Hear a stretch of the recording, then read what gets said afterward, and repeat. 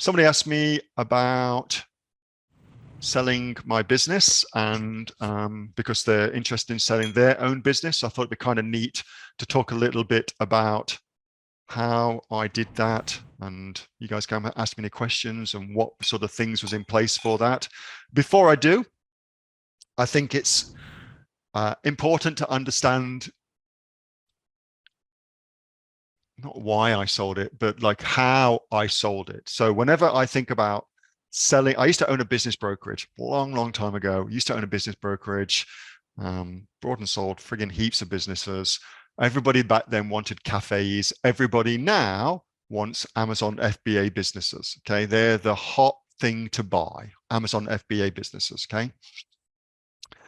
And whenever I start thinking about selling a business, I always think about who I'm going to be able to sell it to for maximum amount of money. Okay.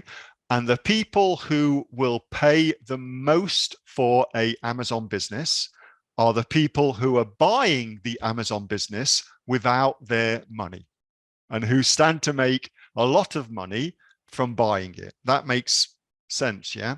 So when I started thinking about selling my business, I started looking around at who would be the optimum buyer for it. And what I looked for was for people that had raised a lot of capital and were looking to acquire businesses for something called a business roll-up. So these big business Amazon FBA aggregators that went around buying up heaps and heaps of things. They raised billions of dollars. I went looking at them, okay, initially.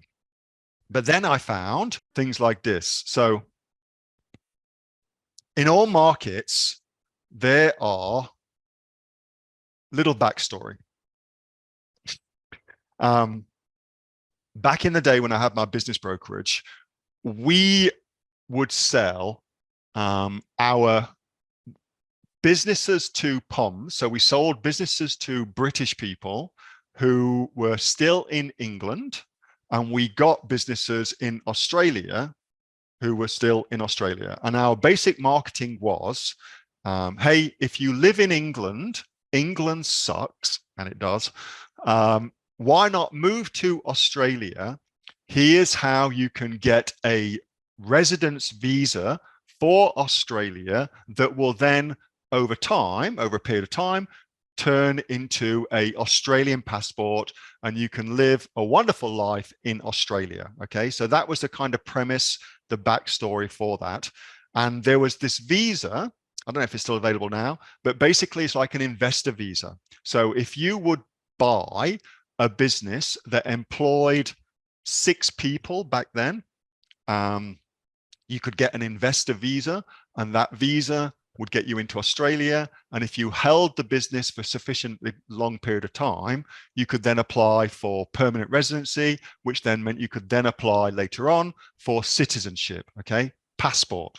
Okay, so that's how that went. And we tapped into that. We just tapped into that. And we did very, very well from it. We sold heaps of businesses to Brits. I am responsible for a lot of British people living in Australia for my sins. Anyway, so I then I went and looked around for something similar. Okay, so just to give you the backstory about how I thought about selling the business and how I was able to get such a high multiple for it. And so in Portugal, very, very big destination right now. It's everybody wants to go and live in Portugal. They have different visas to get you in. And one of the visas to get you in is this visa here. Invest at least 500,000 euros in a qualifying investment fund. Okay, that's one of the visas to get in. There's other visas, but that's a very, very simple visa to get into the country. What leads to a Portuguese passport, which is actually a EU passport. Okay, so hold that thought. So my strategy was to find an investment fund who was looking for businesses that they can buy, so they can then get people to invest money who wanted to get a passport. That was the basic premise of what I was doing. And that's what I went looking for. And I found it in Lisbon, a consortium of people that had investment funds, and it works in a very, very horrible way, where rich people get passports for free.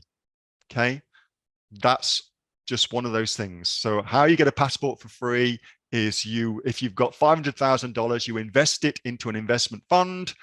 The investment fund holds your 500,000 for 5-year period. At the end of that 5-year period, they return your money to you, and you've got a passport, quote unquote, for free. Okay, that's how these things work. Anyway, so I found one of those in Portugal that wanted to do that, and I sold to those guys. And when I was selling the business, I made a big song and dance about the fact that I was selling in India, because that's seen as a very, very stable market.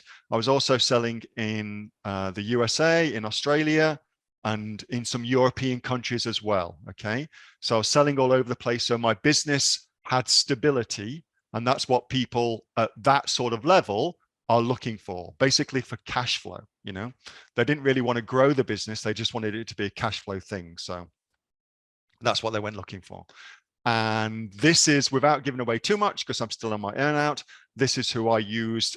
I sold skincare, and very, very good niche to be in. And I utilize something that we can do very, very simply in Australia. I utilize the fact that Switzerland is seen as this very, very clean, outdoors, fresh, all of the things that when you think of Switzerland, I just leveraged all that for my brand. So it's Swiss-based skincare brand. Okay, I just leveraged all of that. Very, very simple to do.